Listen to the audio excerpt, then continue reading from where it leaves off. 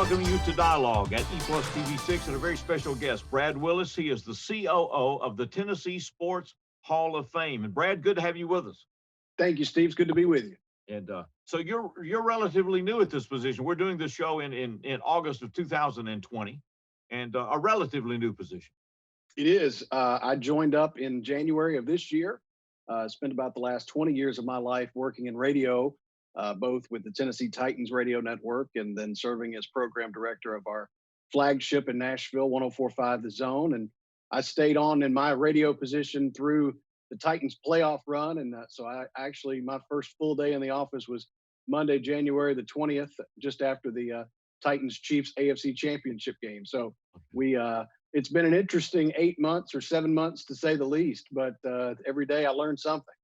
All right. I want to go back to radio just for a moment. So you're the program director at the Zone. Was it all local shows or a combination of local and syndicated? How did you put that together?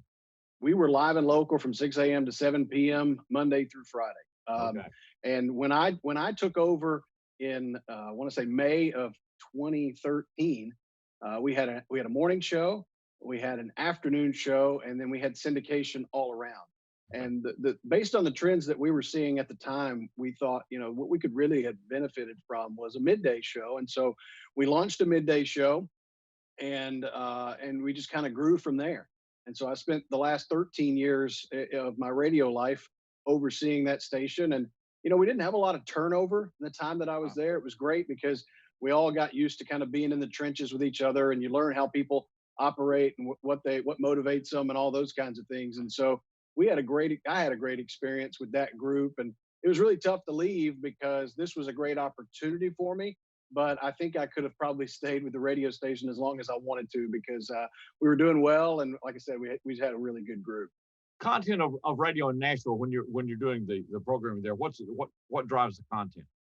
Well, I'd say Titans is first and foremost. Okay. Titans, NFL, SEC, Tennessee Volunteers are right up there, probably on equal footing with the SEC.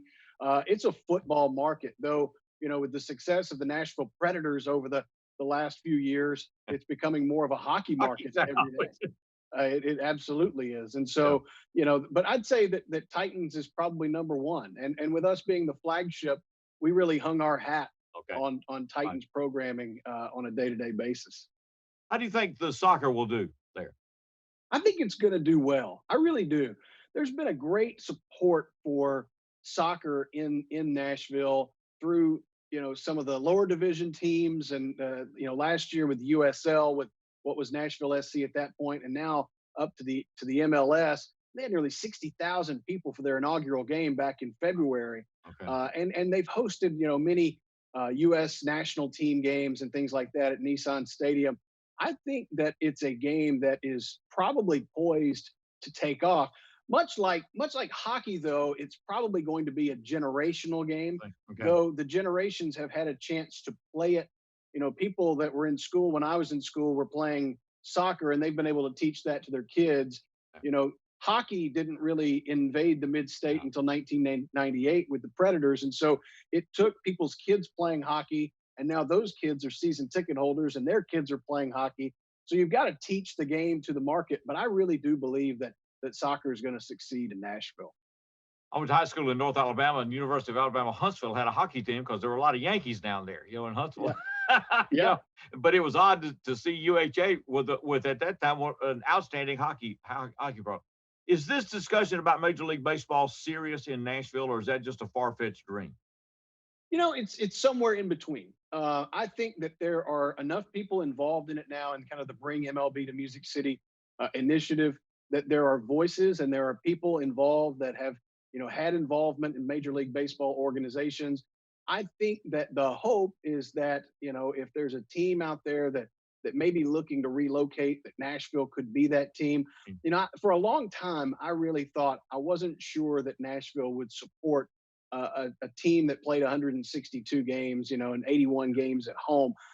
I've changed that opinion over the last few years. And part of that is because when you see what Nashville is becoming, there may be 100 people a day moving to Nashville. The demographics are changing rapidly. And a lot of those people that are moving to Nashville are moving from Major League Baseball market where they're used to having day games on and they're used to having 81 games a season being played in their town. And so I really believe that there's a chance that Major League Baseball could make it to Nashville. I don't know that we're right on the doorstep, but I think they've done a lot of the right things to lure a team to Nashville. And kind of, where it goes from there remains to be seen, but it should be really interesting over the next couple of years, especially. It'll be fascinating to see. Of course, the Sounds have done well. Got a beautiful stadium, and in AAA ball, minor league baseball, because we've got a team here. Minor league baseball has its own magic, I think, too. Still, it does. And I love minor league baseball, and I think the Sounds in Nashville have done a great job with First Horizon Park because it's still so new that a lot of people can say they've not been to it. So the allure of a new ballpark is still there for them, but they do a great job in just making it an entertaining event where you can take your kids, have a hot dog and enjoy a ball game on a nice summer night. And a little bit, that's the magic of minor league baseball. Major League Baseball has a different feel. So it'll be interesting to see how that translates, but we're really hoping here in Nashville that we get the chance because to bring a Major League Baseball franchise to your city obviously means a lot. I mean, it means a lot. We had moved to California when I was a youngster. I'm from Alabama, and the Dodgers came out there in '58 and played in the Coliseum until they got Chavez Ravine, which was when you play on a football field, left field was very short, right field was very deep. Right. And so just a whole different thing. But it was magic because that whole East Coast to West Coast transition with the Giants and Dodgers, took place, and it was interesting to see that. And then that LA went so long without a football team, for the market. So we will see. Well, Brad Willis is with us and did sports in Nashville for a long time. Has this been a comfortable transition then moving from radio? Still miss radio? I do miss radio. I do miss radio. I miss it in the sense that, I think if you're doing television or you're doing radio, at some point in your life, you get bitten by the bug. And you kind of live for that, that live mic or that moment. I'm a technical guy. So when we've got tech issues going on, like I thrive on being able to fix that in a hurry. Okay. And so I miss that part of it. But this has really been a great experience. And, I'd spent 20 years in radio in Nashville. I'd made so many contacts in the sports world that when this kind of presented itself, I spoke to my wife and I told her I was thinking about, looking into this job. And she said, would that be a big departure for you? And I said, in some ways, yes. But the relationships that I've made over the last 20 years, I believe have kind of prepared me for this because it's many of the same people that I'm going to need to interact with and engage. And that's been really true. I've leaned on a lot of the relationships that I've built over the last 20 years, and it's helped through this process. And so I really haven't regretted the move, except that every once in a while you'd like to go in a studio and have a little radio fun.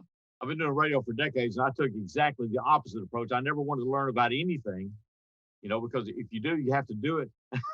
That's exactly right. Yeah, that's exactly right. Somebody asked me one time, said, "What's the difference in AM and FM?" And I said, "Well, right now I'm working for an FM."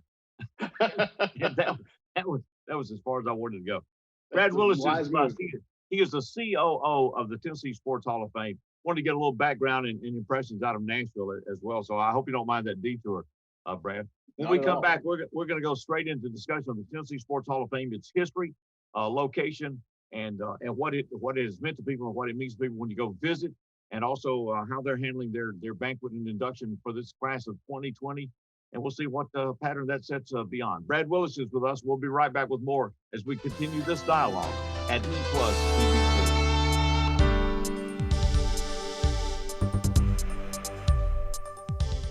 Here at the Emergency Operations Center, we rely on E+ broadband fiber network to better serve Madison County.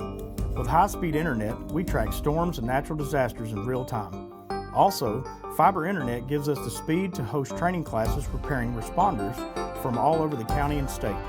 The phone system allows us flexibility to stay in contact and make conference calls with both in and out of the office with local, state, and federal agencies. Connectivity is an important part of emergency management. Need to check your bill balance? Set a payment extension. Get outage notifications. With JEA, it's easy. Text. When you enroll in JEA Alerts, you open all those possibilities. To enroll, text JOIN, J-O-I-N, to 53248. Text JOIN to 53248. If your cell phone number is current, two-way texting is yours. Real-time communication, direct customer service with JEA today.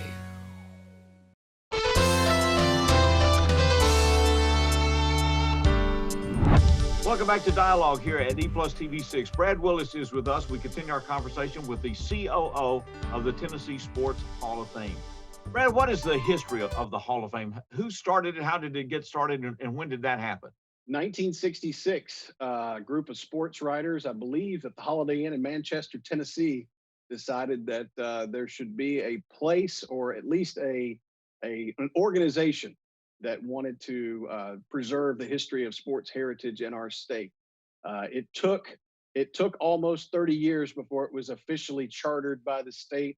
And then a few years later, we actually opened a small museum at Bridgestone Arena. So here we are, we're inducting our 55th class. Wow. This weekend. And we have over 500 inductees that tell all kinds of stories from across the state. Many names that you know very well, Peyton Manning and Reggie White and those kinds of names, and some names that you may not know nearly as well, but their stories are very powerful. And in some ways, they shape the world of sports even more so than the names you may know. So it's a great organization that I'm really happy to be a part of. They've done great work for a long time, and you know, this class, we had the bar set really high, Steve, for our class, because the class of 2019 included Peyton Manning and Patrick Willis, and David Cutcliffe and Kara Lawson, Charles Davis, and so many more. We thought, how are you ever going to top a class like that? And so the goal was not to top it, but to put one right there on par with it. Okay. And we feel like we've done that with this group. Okay. Let's talk about the class of 2020, and there are 11 members. You can induct up to 11. You don't have to, right? That's correct. We can induct up to 11, and we break everything into divisions of the state. You got the West Tennessee, Middle Tennessee, and East Tennessee. We have a nomination committee for each group. People can send their nominations to us on our website, which is tshf.net. And we take those groups of nominees and we really go through them with a fine-tooth comb and debate them. When you get to that 11th number and you're trying to figure out the last couple that might make it in or might not make it in, there's some pretty spirited debate. I was really pleased with our nomination committee this year and the care that they took in really kind of weeding through the names that were certainly deserving, but simply came down to a numbers crunch. And so it's a process that I was pretty fascinated by. And as you know, this group that we've got, which includes Tim Corbin, who's the head coach of Vanderbilt baseball, who's won 2 national championships in the last 6 years. Terry Crisp, who won 3 Stanley Cups, 2 as a player and 1 as a coach, and serves as a color analyst for the Nashville Predators. Tony Delk, who grew up in Brownsville, yeah, at Haywood High, and was a sharpshooter that went on to great success at the University of Kentucky, also in the NBA for, I believe it's 8 different franchises. Just a wonderful story from him. Jeff Fisher, former head coach of the Tennessee Titans, the head coach of the St. Louis and Los Angeles Rams, is part of our class. We have a couple names that, regionally, you might have to be in that region to know who they are. Dick Horton is one of them. Many refer to him as the godfather of Tennessee golf, and he really kind of started the Tennessee Junior Golf Association. So many youngsters that have come through the state that have spent time with junior golf have really done so because of the work of Dick Horton.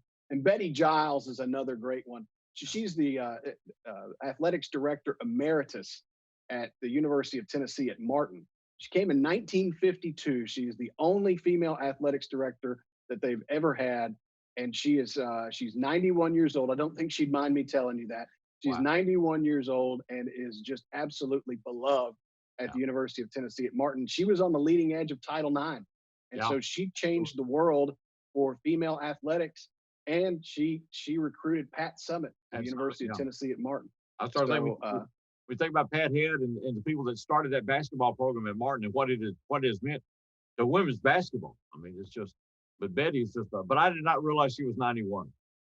Yes, like I said, I don't think she'd mind me telling you that, but She and I've gotten the chance to spend some time with her, and that's really been a rewarding part of this job, is getting to know all of these people a little bit better.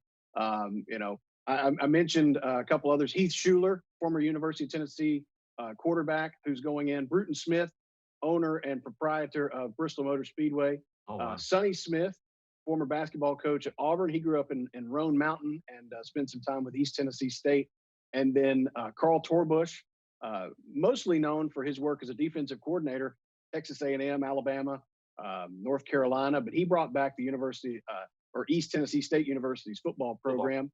And D'Angelo Williams, Memphis standout, still holds 10 records at the University of Memphis, spent time with the Carolina Panthers and the Pittsburgh Steelers. He is our 11th, alphabetically, our 11th inductee. Wow, that's a great class. And the Hall of Fame did not have a banquet this year, but put together a television special and airing across the state. So hopefully that has increased exposure for the Hall of Fame of the work. When I visit the Hall of Fame, Brad, when things get reopened and we get back to downtown Nashville and the mayor says, come on back, what do you see when you're there? You're going to learn about the teams, the individuals. We've got a great exhibit on Pat Summit, one of the more recent exhibits that was built for the Hall, that was actually built in 2014 when the Women's Final Four was in Nashville. It's a very extensive setup on Pat. You can learn all about her. You can learn about your favorite school. You can learn about your favorite player. One of the exhibits that I love the most, and it's the Majors family, Coach Shirley Majors and his sons, John Majors, and gosh, the entire troop. Coach Majors actually came to the Hall in March before we closed down. He was coming through town on his way to Lynchburg to visit family, and he wanted to bring some friends. And so he brought a couple friends, and he spent about an hour in the Hall that afternoon telling stories. And I think it's a great exhibit for him. You're going to learn about the Memphis Tigers. You're going to learn about the Vanderbilt Commodores. You're going to learn about the Tennessee Titans. There's a little bit of something for everybody. And then we've got some new exhibits that are based around our class of 2019 and our class of 2020, where you can get to learn a little bit about each of them as well. Okay. So when it is open, what are the usual hours, Brad, for people? We're open Tuesday through Saturday from 10 a.m. to 4 p.m. every day. Okay, every day. And it's right, like I said, right down there at Bridgestone Arena. It's $3 for adults, $2 for kids. So you can bring an entire family of 4 for $10.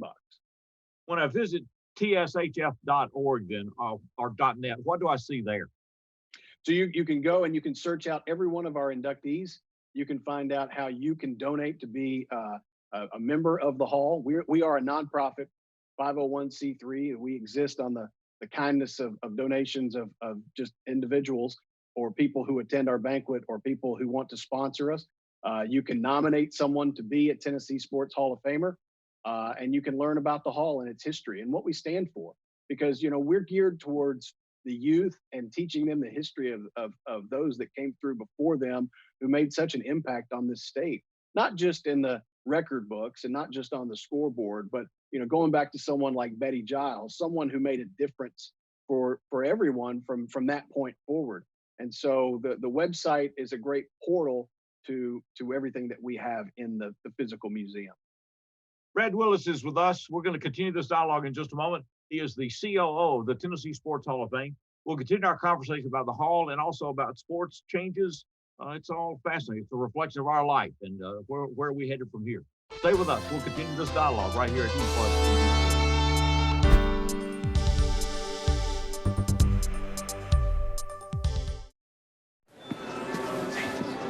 Where's Tommy? I thought he was with you. No. Jack. Tommy? Oh. Don't stop. Keep playing. Here we go. Here's the fun part. Encouragement. Pass it on from the Foundation for a Better Life. We're in this together, staying updated on current situations, sharing the stories that touch our lives, joining in laughter that brings smiles to our faces, connecting online when we're miles apart. We're in this together. The E Plus broadband fiber network brings the speeds and connectivity we need to stay in touch more than ever, backed up by the customer service on which you depend. Thank you for counting on us at E Plus Broadband.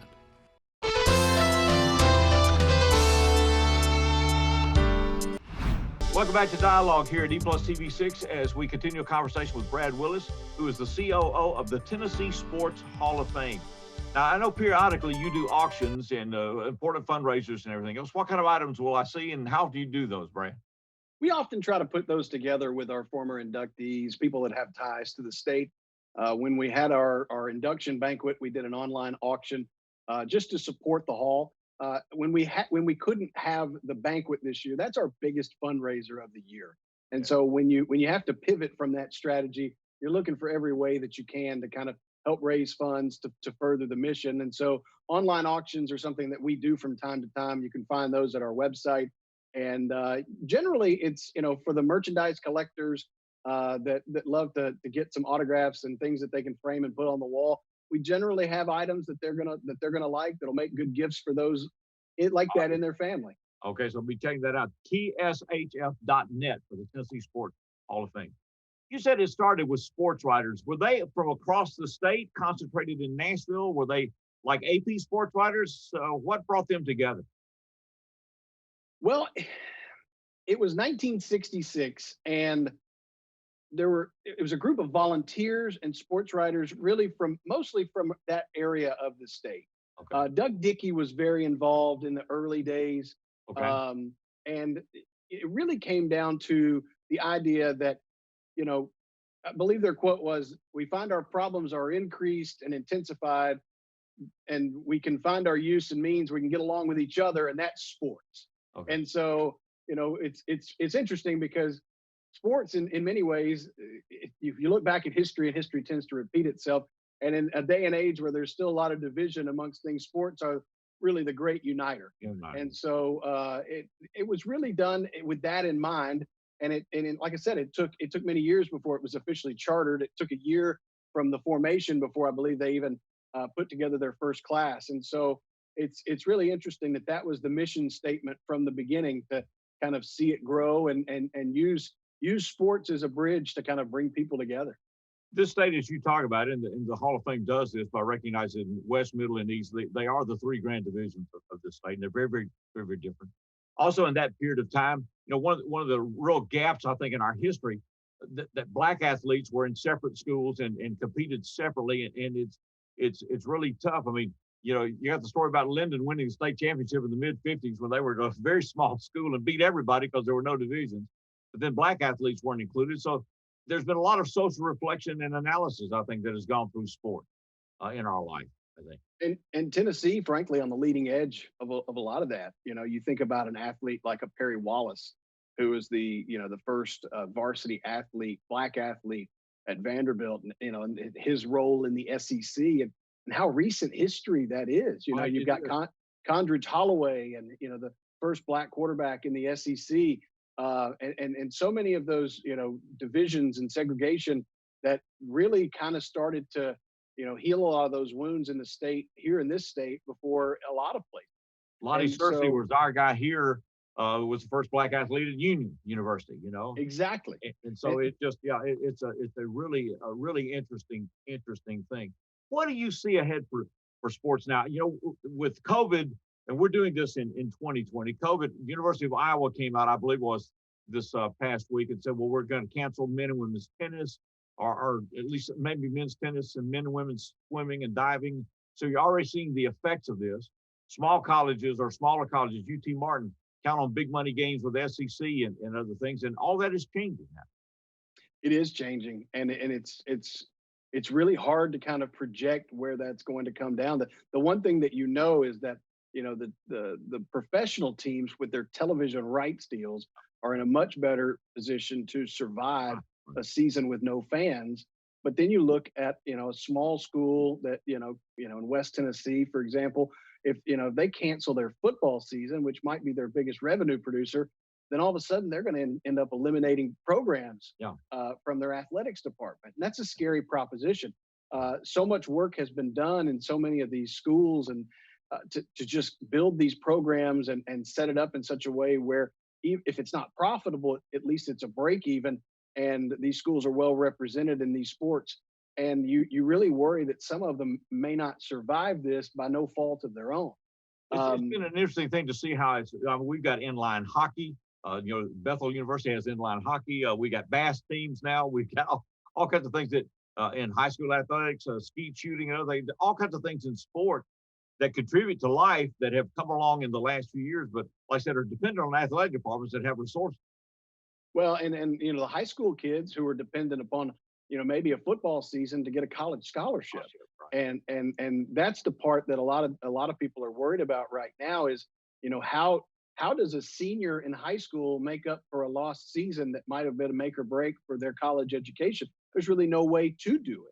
That you don't get a red shirt year where you could stay another year in high school and prove yourself. And so the trickle down effect is massive because not only does it affect, what you're used to turning on ESPN and watching and there's no fans in the stands, but, it trickles all the way down to little leagues and all those kinds of things, because we could very well see an erosion of sports interest and sports participation.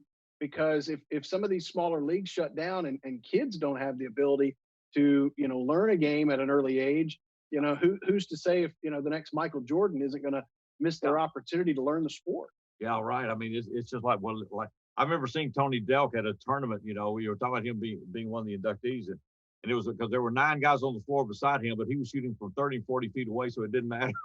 That's right. It was just every once in a while somebody with that spark comes on. It is going to be interesting. And sports has become such an important part of our life. One thing being in the media business too, the television networks don't command the major networks. What we call major networks no longer command the audience they used to. We're getting a fragmented delivery system now with the Apple TV and Disney and Hulu and everything else. That fragmentation may erode long-term the audience support. I mean, the revenue support that has funded a lot of this through these big television contracts, because these networks are changing. I think we're on the cusp of seeing a lot of different changes in sport. You totally are, because I think the interest will always be there, but I think you can look at data that comes from Nielsen for some of these bigger markets, and people will say, wow, the NBA's down year to year and the NBA's down decade over decade and all that.